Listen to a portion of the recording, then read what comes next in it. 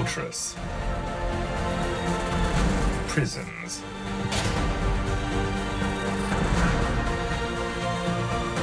Towers. The castles have witnessed our history for centuries. In Europe, over 100,000 are still standing, 1,000 years later.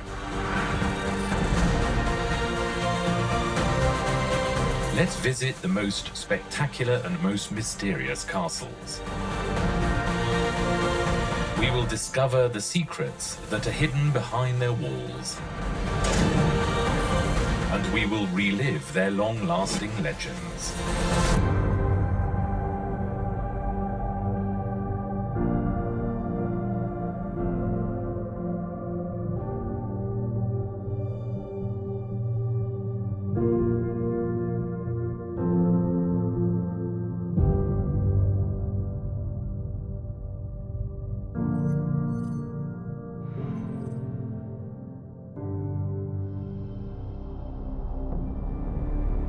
Observing Bodiam Castle from the sky at dawn is one of the most beautiful images we can contemplate. Is this a real image or an illusion? At Bodiam, nothing is exactly what it seems.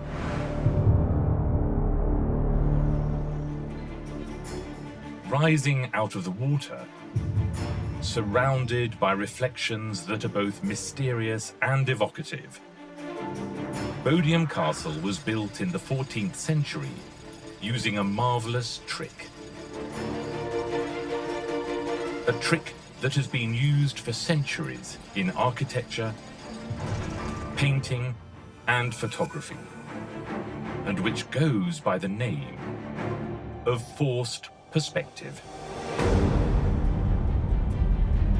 Forced perspective is a very clever architectural trick which is used to make a castle appear bigger than it actually is. It was something that was done by the owner, Sir Edward Dallin Grigg, to prove that he was bigger, more important perhaps, than he actually was.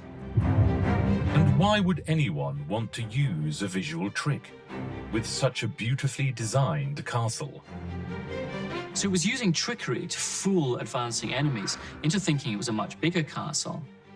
And we also see that it's surrounded by a huge moat. And again, this was reflecting back the size of the castle in the waters, creating a much bigger impression than was actually physically there.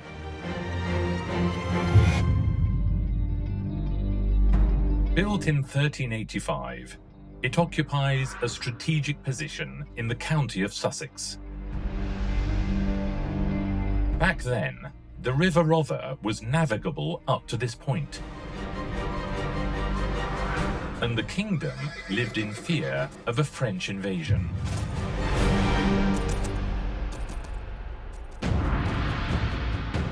When you see it for the first time, the castle makes an impression. Its imposing grey stone battlements, surrounded by a wide moat, in which the reflections increase the sensation of power, convince you that you are looking at a redoubtable fortress. This visual trick with the water is enhanced by the height of the battlements and the fact that they are close together. This makes the castle seem bigger and more robust than it actually is.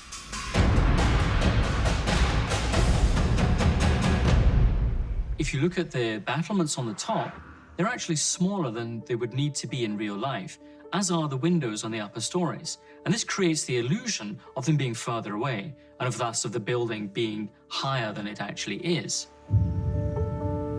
Everything is a question of appearances, and that is Bodiam's great secret.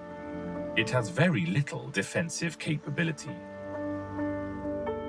When you see its battlements up close, they are indeed small, and its interior is more akin to a private residence of the time than to a fortress.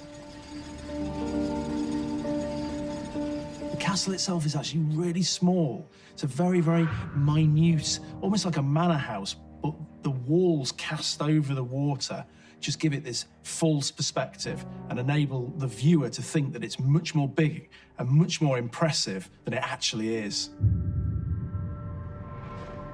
However, Bodiam has some great innovations to make the most of its size. Its owner, Sir Edward Dalingrig, drew on his experience in the war with France to import a number of details. Inside, we find an extraordinary curiosity: the water wells. There were wells in the centre of each tower. One theory has it that this was to enable access to an abundant supply of water for boiling and pouring over enemies from the walls, or from the murder holes in the main halls if they managed to get in, but also for survival.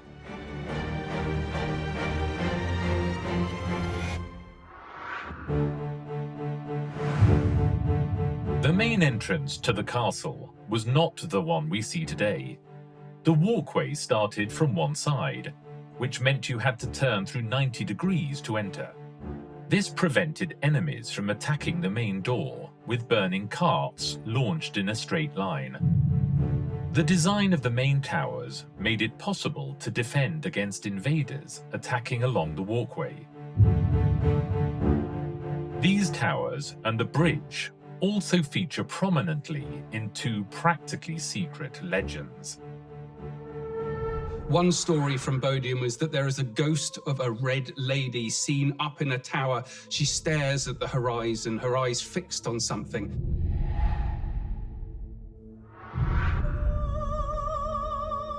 But no one knows exactly what she's looking at. Another important ghost story from Bodiam concerns a child that was seen by the castle custodian in 1994. This child was seen wearing Victorian clothes, something straight out of a Dickens novel, and he was walking across that bridge over the moat. He never reached the other side, though, and disappeared halfway across. Perhaps he fell in and drowned. Nobody has ever found out who the Red Lady is, or the child on the bridge.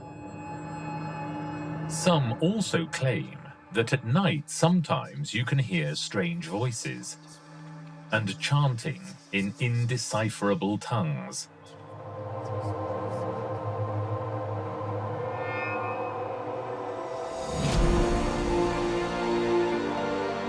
More than for its legends or its beautiful exterior, Bodiam has gone down in history, according to the experts, as the castle of false appearances, although there is nothing false about its beauty.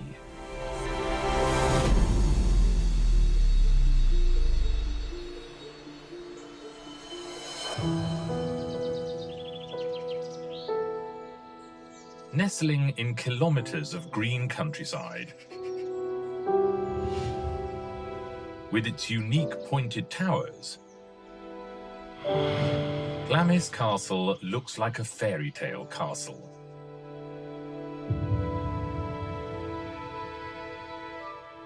However, above and beyond the 1,001 luxuriously decorated rooms, and the fact that it has been the residence of members of the royal family, this fortress conceals nooks and crannies where demonic legends and sinister stories lie in wait.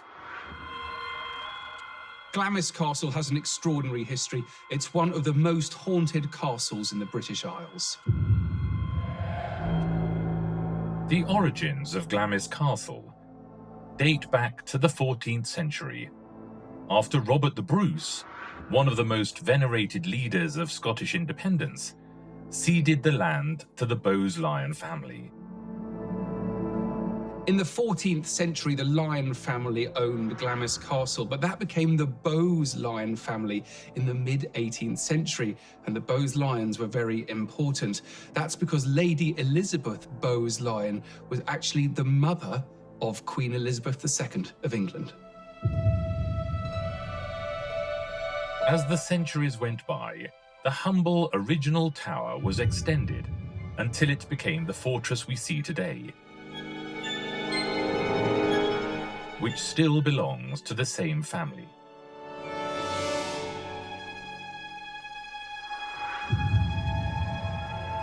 One of Glamis's most harrowing legends dates back 200 years, with the birth of the first son in the family line. What should have been happy news became a dark, tragic story.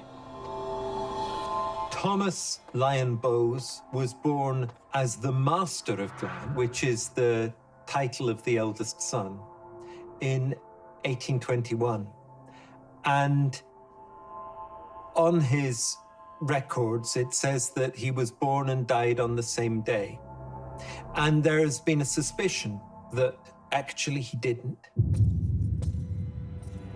The dark recesses of Glamis Castle still conceal this secret in their depths, the story of what became known as the Monster of Glamis, a child who, it seems, may have been born with a deformity. And that there was a hideous birth, and that they tried to disguise this, but kept him alive. Why was he imprisoned? Well, some say it was because he was born deformed. Somebody even described him as being half man, half frog. And this terrible creature was kept locked up in the castle so as not to come into its true inheritance.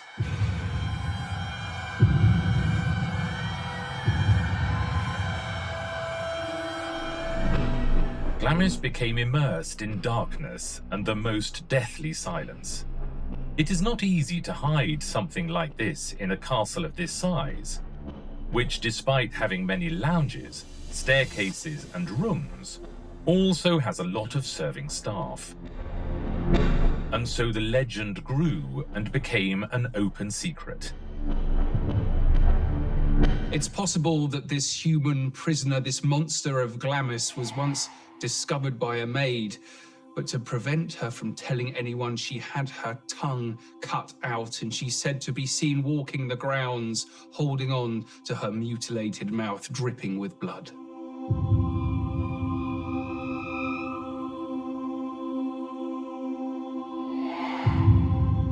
Glamis has an imposing presence.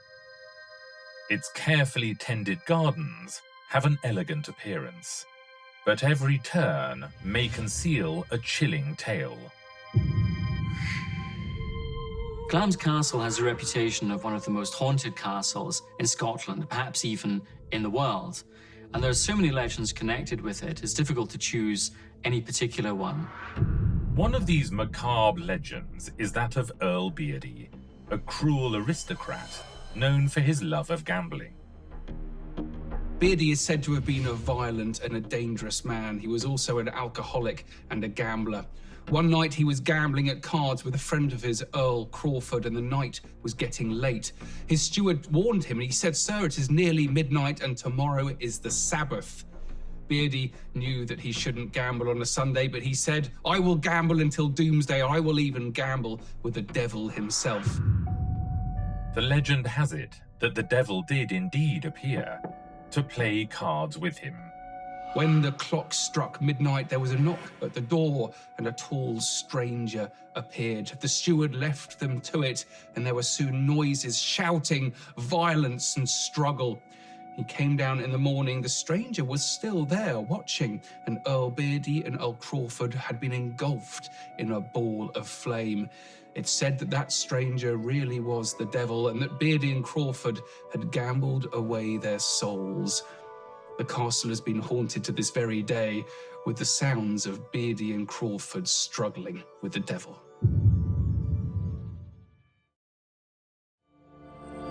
Some people claim that centuries later, the devil and Earl Beardy are still playing in a secret room in Glamis Castle, and that the impassioned screams of a card game, whose stakes were life and death, can still be heard.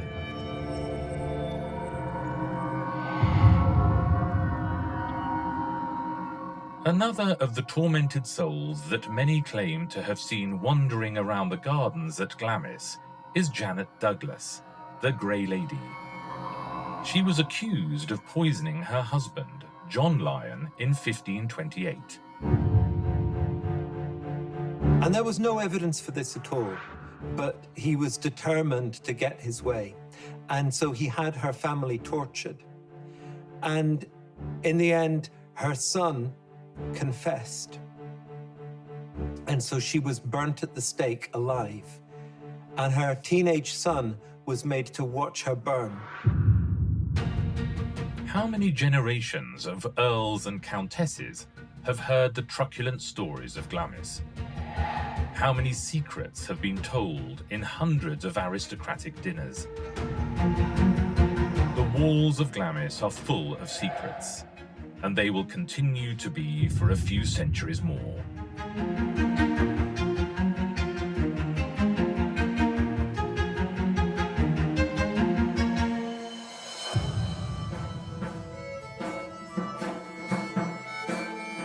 In our imaginations, we probably all make a very direct link between medieval castles, knights, invaders, and legends. Bamburgh Castle is the perfect example.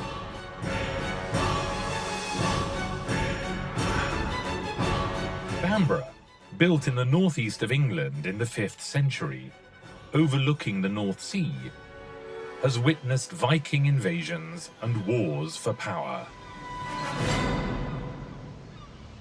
The history of Bamburgh goes right back, and in 547, Ida, who was king of the Bernicians, conquered Bamburgh, and he probably conquered it from the islands off the shore, Lindisfarne and the Farne Islands. And he made a stockade there. Then 50 years later or so, his descendant, King Athelfrith, gave it to his wife Bebbe, and it's from her name that we get Bamburgh. Bebbanburg gives us Bamburgh.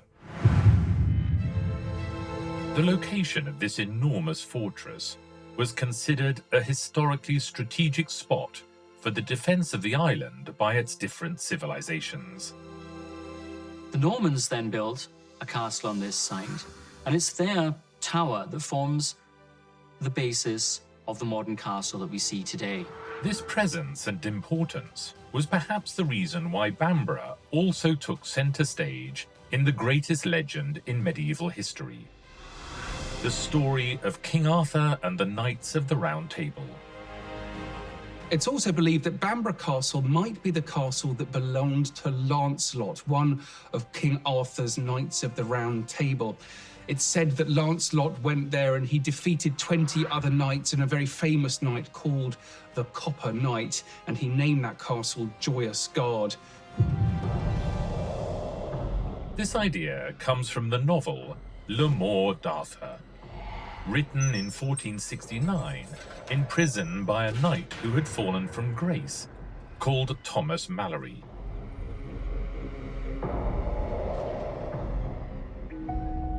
Since then, Bamburgh has maintained its reputation as an icon of legends and mysteries, partly because of its imposing image in a scenario of violent winds and storms, and partly because of the unfolding events witnessed within its walls.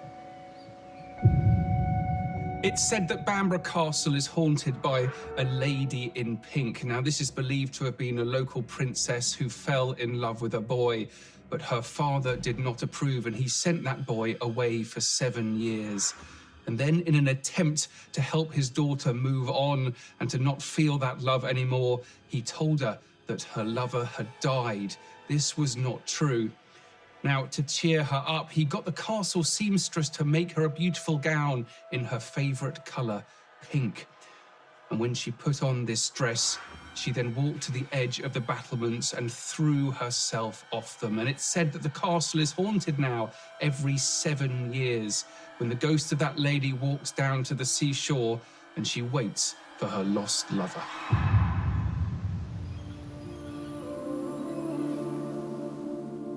Hundreds of people visit it every day, enjoying its carefully tended interior.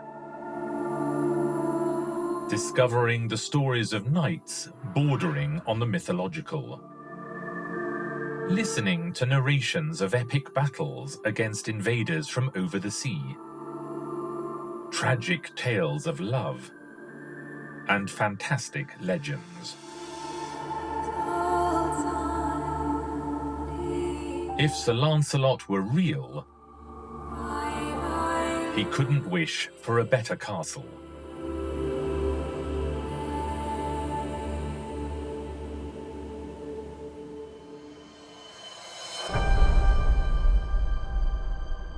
Hidden among green meadows near the village of Kemney in Scotland is a castle with great personality. Castle Fraser, the Castle of Secrets.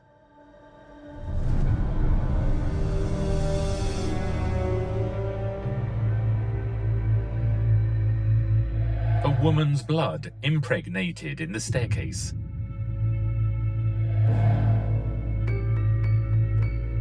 Notes of a piano being played at unearthly hours. The spirit of a woman dressed in black roaming the garden. Fraser still conceals today the answer to a number of mysteries that have terrified different generations for centuries.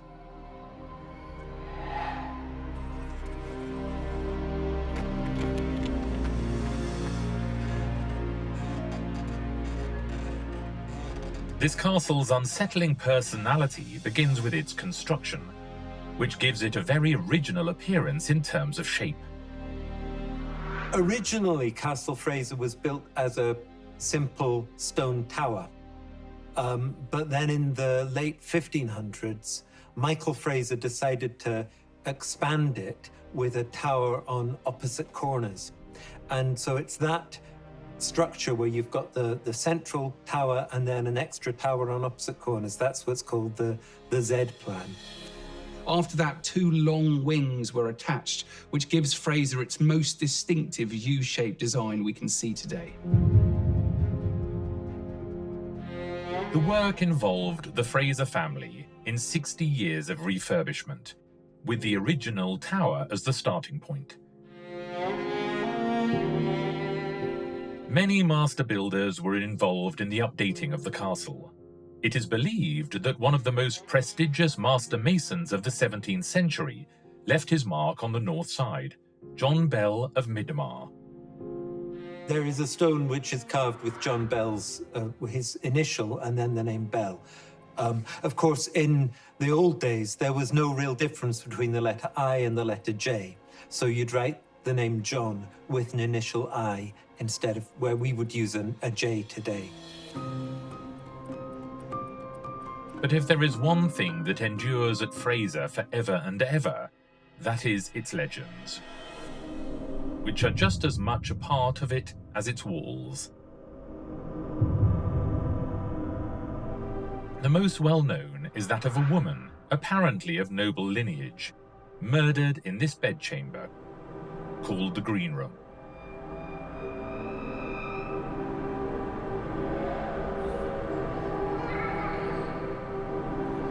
This mystery has always been shrouded in darkness, because, so the story goes, someone entered her bedchamber, murdered her, and then tried to hide the body. But at any rate, her bloody body was then dragged down the stone stairs of the tower in an attempt to get rid of the body. But these bloodstains could not be removed, and so they built wood paneling around the steps, which can still be seen today. The legend goes that the murderer was executed immediately, but the attempts to erase the blood were in vain. The identities of those responsible have never come to light. Sometimes the legends become entwined. Some believe that the ghost of a woman, dressed in black, could be that of a murdered woman. But this is not the case. The woman in black is actually the spectre of Lady Blanche Drummond, the beautiful wife of Earl Frederick, who died in 1874. She had consumption, which nowadays we'd call TB, tuberculosis. And so she was actually sent away down to Bournemouth, and she died in Bournemouth at quite a young age.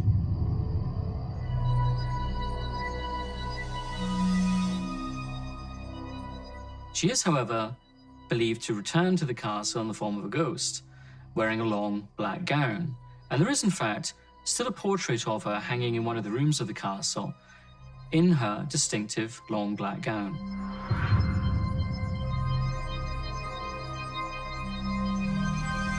Earl Fraser remarried, and it is said that his second wife was always extremely jealous of the beauty of Lady Blanche, whose portrait hung in the Earl's favourite room. She installed curtains over it so that whenever she was sat in the room, she wouldn't have to be confronted with the beauty of Blanche, which she was so jealous of.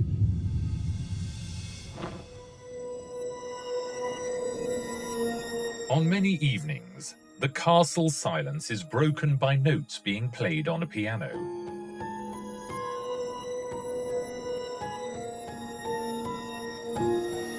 It is said that it is Lady Blanche playing them on some of the different pianos to be found in the castle. The melody can be heard in the surrounding area and along the main drive.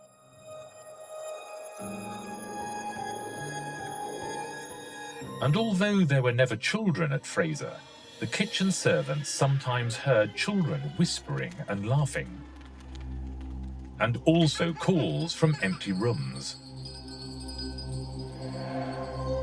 The Fraser family took 60 years to refurbish this solid construction, but never imagined that it would be known for its mysteries and ghosts that climb up and down stairs, play the piano, and call the servants.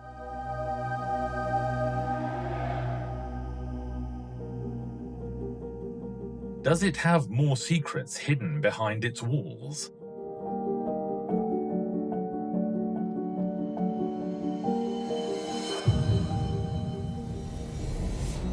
Located on the island of Anglesey in Wales, surrounded by beautiful marshes from which it gets its name, Beaumaris Castle is impressive for many reasons,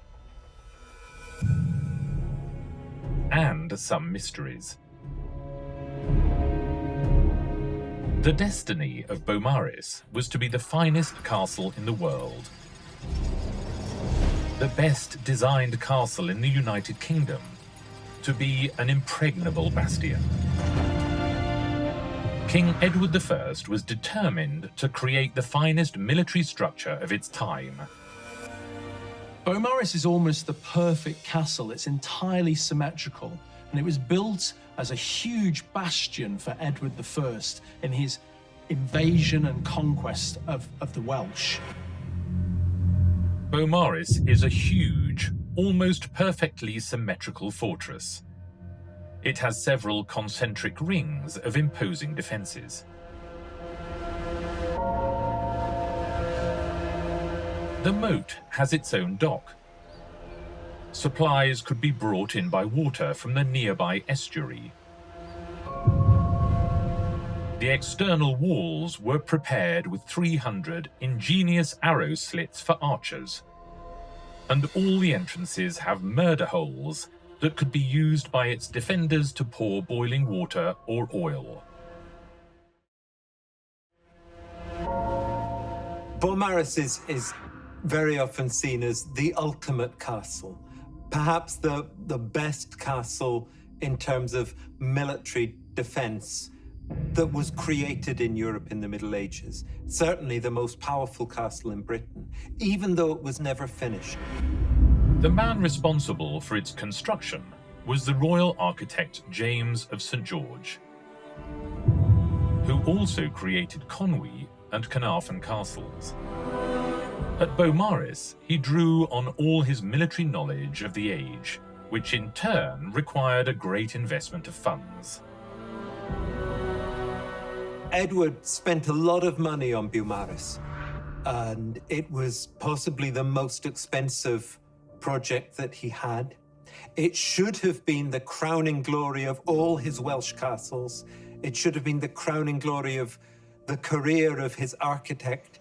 But in the end, he just didn't give the final bit of money that was needed to complete his work. Despite that, it's still the most impressive military architecture, I think, in the whole country from the Middle Ages. Thousands of labourers worked from dawn till dusk to build these walls. The health of many of them suffered with every stone they laid. So the construction of Beaumaris required thousands of labourers, and there is a legend that their chants and their work songs can still be heard reverberating around the castle walls to this day. This legend has various versions nowadays. It is said that these chants are actually the heart-rending laments of the exhausted labourers. Almost always when you build a large castle, then you're going to displace people. And so, yes, they will have moved people, and there'll have been a lot of resentment because King Edward I had just conquered Gwynedd, and it was the last stronghold in Wales. It was the last part of Wales that held out against English rule. Today, Beaumaris is a haven of peace and tranquility. At those times when the only sound is the leaves in the trees being swayed by the breeze, it is said that steps can be heard coming from the walls.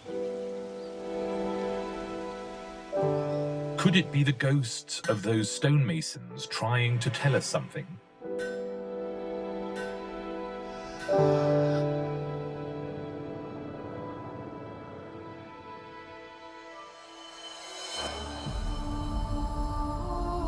If the Middle Ages have bequeathed something to us, it is stories and legends of war played out by characters with a strong personality. The historical epic in this imposing castle goes by the name of a woman, Gwenllian Ferch Griffith. Here, at Kidwelly Castle in South Wales, the beautiful Princess Gwenllian was decapitated during the fight to expel the Normans from this fortress, a struggle worthy of those medieval stories. And the legend has it that her headless body roams tirelessly around passageways, towers, and the surrounding area. Kidwelly is said to be haunted by a headless ghost. This is believed to be Gwenllian, and she was a warrior princess who was forced to raise her own army to defend her people against the invading Normans. Unfortunately, she lost the battle and had her head cut off, and ever since people have claimed to have seen her headless ghost looking on the battlefield for her missing head. 10th century scribes left a written testimony of the heroic deed of this young Welsh princess, who, in her husband's absence, tried to support the local revolts against the Norman invaders. Accompanied by 2 of her sons, she laid siege to Kidwelly, one of the most emblematic and carefully constructed fortresses of its time.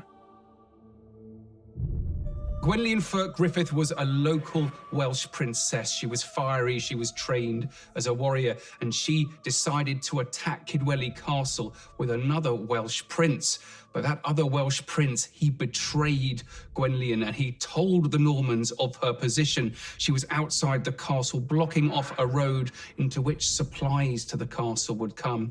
The Normans rode out and they attacked her army, and in front of her eyes they rode down and killed her son, named Morgan. And then she was seized from her own horse, taken back with the Normans, and the Norman lord, Maurice de Londres, beheaded her. And her headless ghost has been said to haunt the castle ever since. The castle had all the elements necessary to make it difficult to conquer. portcullises on the only 2 entrance gates,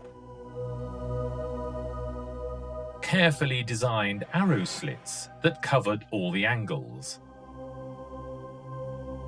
towering walls at the steepest part, and a semicircular wall at the weakest part to make it easier to defend against any attack.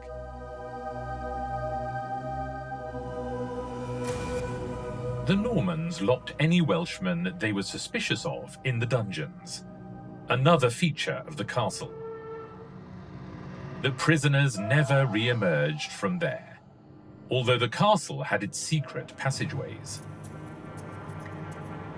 Sally ports were one of the most cutting-edge designs in castles. It was a secure exit from which people inside the castle could then leave and attack those that were laying siege to their castle.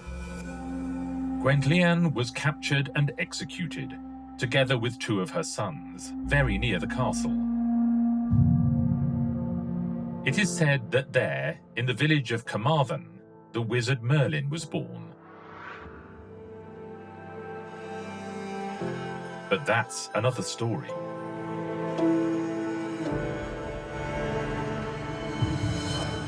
Seen from a distance, it is impossible to predict that this elegant castle, situated in Aberdeenshire, is the standard bearer of Scotland's enchanted castles.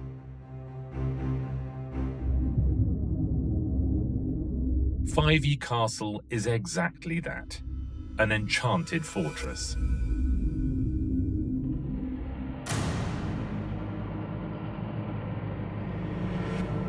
We are going to tell you the story of the most tragic and spine-chilling events that surround Fyvie. Apart from murders, secret chambers, curses and legends, it is said that up to 9 different ghosts have been either heard or spotted in spectral form in its elegant rooms. Lady Lilias Drummond was the beautiful lady of the castle. She had married the Earl, Alexander Drummond Seton, in 1592, a happy marriage. But then the children arrived, or rather, the daughters. Lady Lilias gave birth to 5 girls. Like all the noblemen of the period, the Earl craved a male heir to continue his line. He sought solace in the arms of a lover and focused his rage on Lady Lilias. Fyvie Castle is said to be haunted by Lady Lilias, who is known to have been kept prisoner and punished by her husband for failing to provide him with an heir. A rescue attempt was launched, but it failed, and she was punished again by having members of her family murdered and their body parts thrown past the window. Eventually, she starved to death in that very room.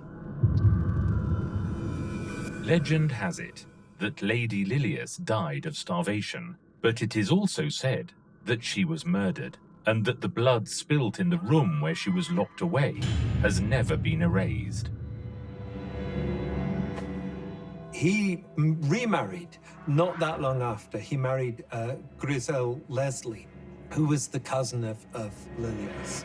It seems that in the bedchamber, where the Earl and his new wife were celebrating their wedding night, sighs and strange noises could be heard. It was a night of panic and terror. The following morning, when they looked out of the window, they saw the name of Lady Lilias Drummond etched into the stone windowsill. It is still there today.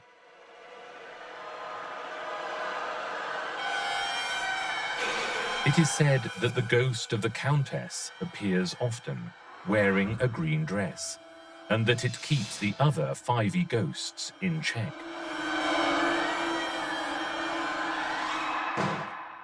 One of them is Annie, the girl on the stairs.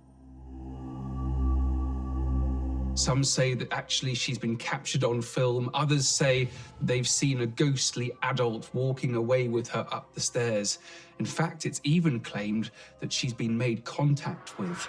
And when asked if she minded visitors to the castle, she said no, because she had someone to play with. Nobody knows who she is. It is not known whether it is the soul of one of Lady Lilius's daughters or some other unexplained death. I don't think anyone really knows who she is or who she was, but she seems to be a friendly ghost. She's a little girl that likes to play on the stairs and likes to have people about because they're friends that she can play with. Another of the Fyvie legends revolves around a trumpet player called Andrew Lamy. He fell in love with the local miller's daughter called Agnes Smith, but the local laird had also fallen in love with her, and he made sure that Lamy was sent away in slavery to the West Indies. She died, according to the story, she was actually beaten up by her brother, and that was what killed her. And her grave is still in the churchyard. Lamy eventually escaped and came back to discover that Agnes had died. And upon his death, he then said that the castle would be cursed with the sound of trumpets that would always foretell the death of the castle's laird. Some claim to have heard heart-rending trumpet melodies while strolling around the gardens at Fyvie. The same gardens where one of the 3 weeping stones, another of this castle's famous legends, is supposed to be buried.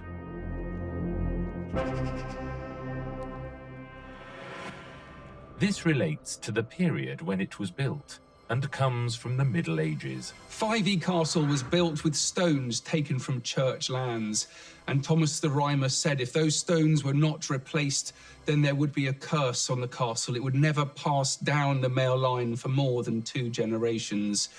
2 of those 3 stones have been discovered, and it's said that they weep, that they produce water whenever a tragedy is about to befall the owners. Hence the name Weeping Stones. And it is true that for generations, the heirs of Fyvie have never lived in the castle. Perhaps they would find it unpleasant to live in a residence which still has a woman's skeleton within its walls. A skeleton that was uncovered 100 years ago during renovation work.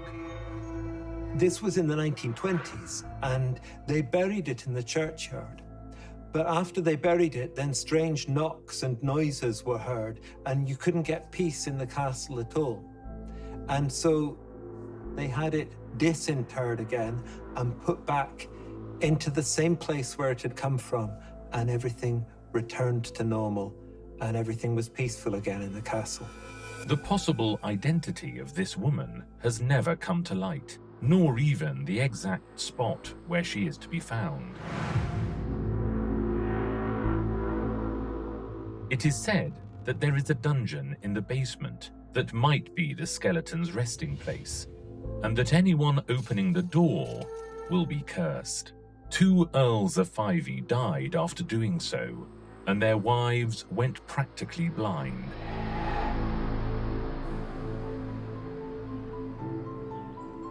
This is the outline of Fyvie Castle, Scotland's most enchanted fortress. Don't say we didn't warn you.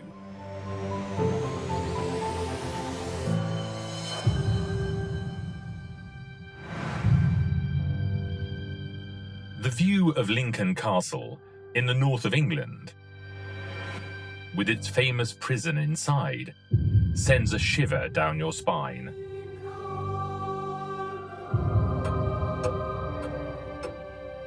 The fortress buildings, but particularly the brick walls of the prison, evoke moments of horror involving men, women, and children imprisoned for crimes of all kinds. Most of them condemned to die on the gallows.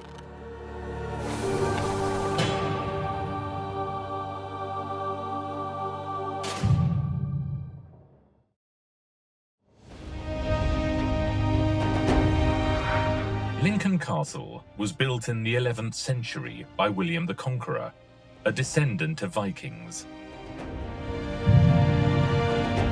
This place has always been a settlement for warriors, Celts, Romans, Saxons, Danes. But its structure was converted into a prison in 1787. Lincoln Castle is fascinating for its layers of history, a Norman stronghold and also a prison. In a corner of the courtyard, a scattering of gravestones still exist in memory of the 38 prisoners executed on the gallows, the majority of them at the hands of an executioner who became sadly famous, William Marwood. Not everyone knows the secret of this cobbler turned hangman. Marwood invented the long drop hanging technique. He carried out years of research in an attempt to make the convict's death more humane. Using a longer rope than usual, the prisoner's neck was broken rather than them dying of slow strangulation. Somewhat macabre, it is true, but more compassionate than the previous method.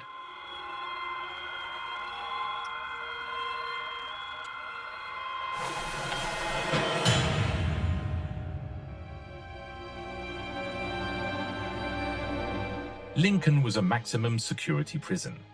It is said that sometimes, instead of hammocks, the prisoners slept in coffins, just in case they died during the night. Its chapel looks like a torture pulpit. The seats were individual, and their malevolent design did not allow anyone to look sideways. That way, they were unable to communicate with anyone. And there's even a chapel at Lincoln where they have screens either side of them so that the only person that they can see is the vicar who is actually officiating at these services. So they are kept entirely separate. A very, very brutal psychological torture, which was eventually discredited.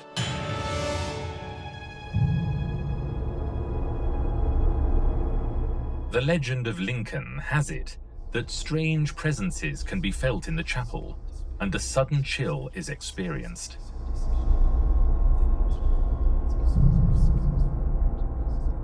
In 2013, workers at the castle discovered a stone sarcophagus buried within what was almost certainly an Anglo-Saxon church. And within this sarcophagus, there was a skeleton that still had fragments of leather boots or shoes on its feet. And this must have been a very, very high-status person of the Anglo-Saxon period, possibly a king or maybe a bishop.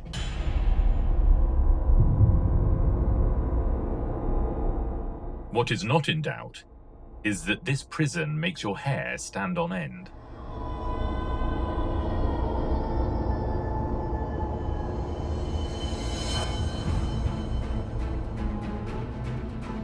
Standing before us is the largest castle in Wales, the second largest in the United Kingdom, and one of the largest in Europe, Caerphilly Castle. It has one of the largest known water defense systems, a peculiar leaning tower, and a ghost dressed in green that transforms into ivy.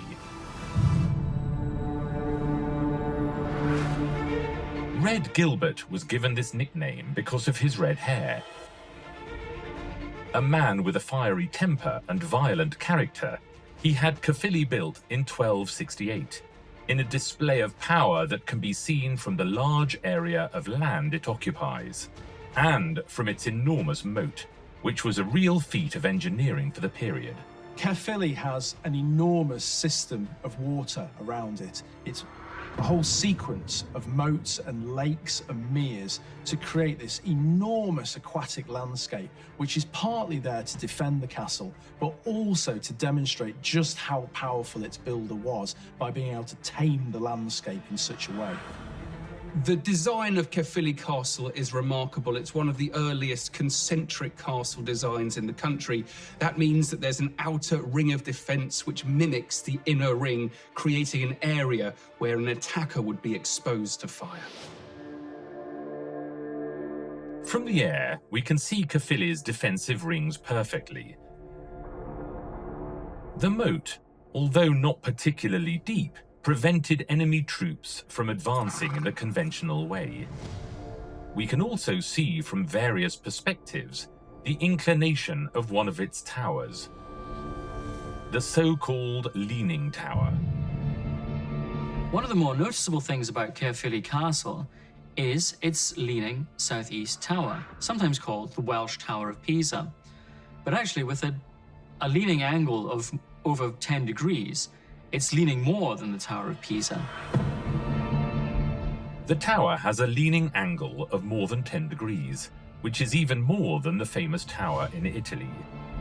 It was said that it may have resulted from an explosion or an artillery attack. One of the towers at Caerphilly is leaning over at quite a crazy angle. It's sometimes rumoured that this was a result of slighting during the Civil War, but it's almost certainly a result of subsidence after the moat was drained and the land has actually moved, creating that lean in the tower.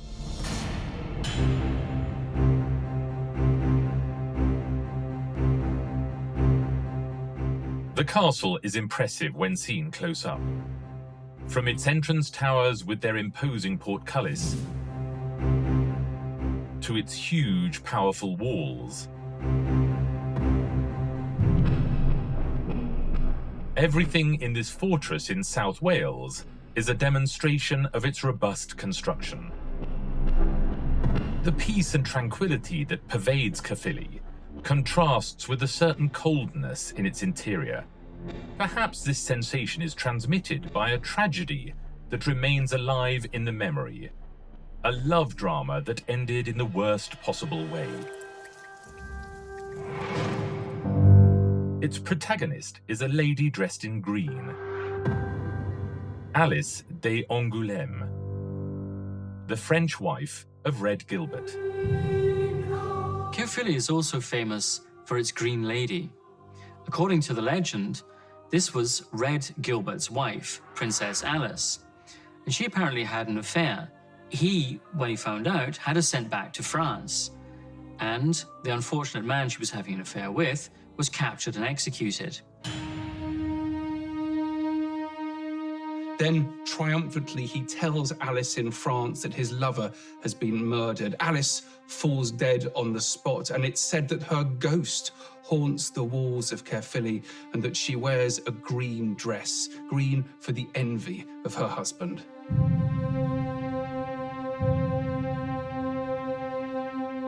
It is also said that the ghost of the lady in green is given this name because it can transform itself and appear in the form of the vegetation that is permanently present in Caerphilly.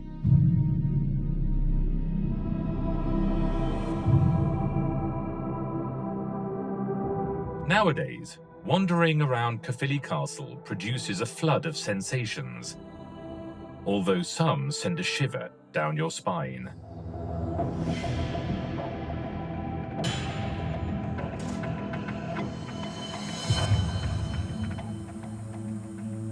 In the estuary of the River Conwy, on the north coast of Wales, this impressive fortress bearing the same name rises above the water.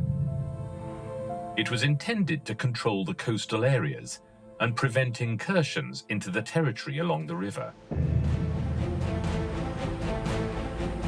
Conwy forms part of the group of castles built on the orders of King Edward I after conquering Wales at the end of the 13th century, like Beaumaris and Caerphilly.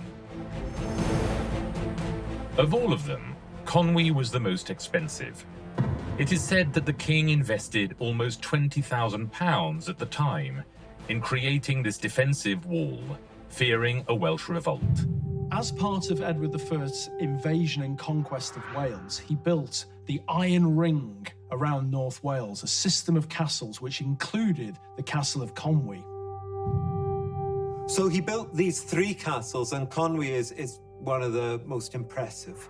And it's a concentric castle like the others, and it's the work of his great mason, James de St. George. The royal architect looked to take advantage of the rock on which the castle stands to prevent tunnels being built by possible attackers. It has 2 wards, an inner one and an outer one, which overlooks the coast. Its 8 towers have walls more than 4 meters thick.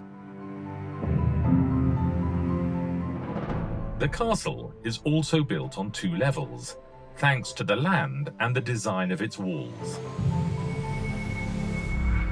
Conwy Castle has an outer curtain wall, and then inside that you have another castle.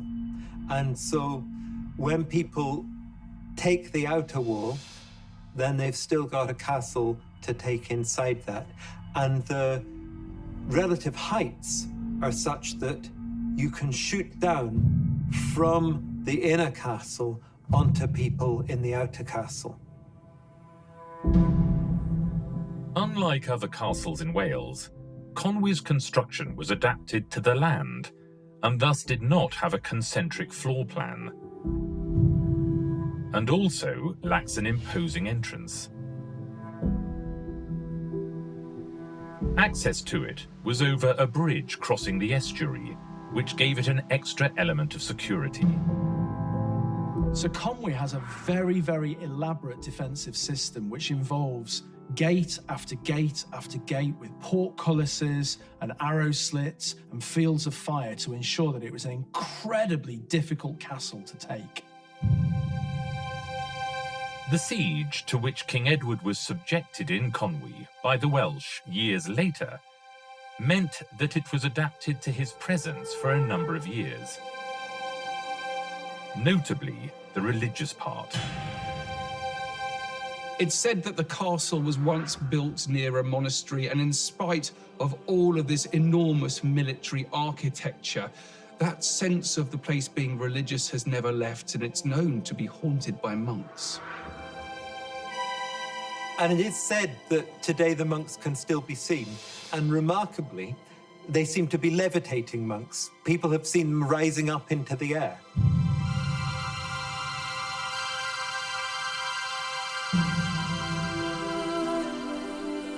This is not the only legend that is alive and well in Conwy.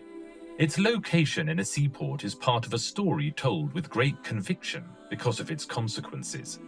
One of the stories that survives around Conwy concerns a mermaid that was discovered by fishermen, and she was paraded through the town.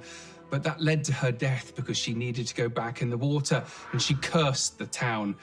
And then recently, on the very spot where the mermaid was said to have died, the town hall was destroyed by fire. Then that was replaced by a library, and that also burned to the ground.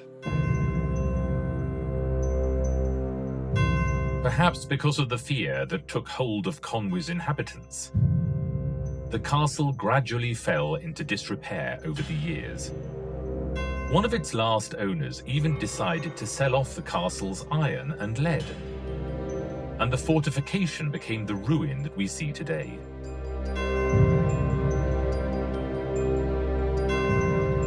A gloomy, desolate ruin, perfect for telling stories of cursed mermaids and ghostly monks.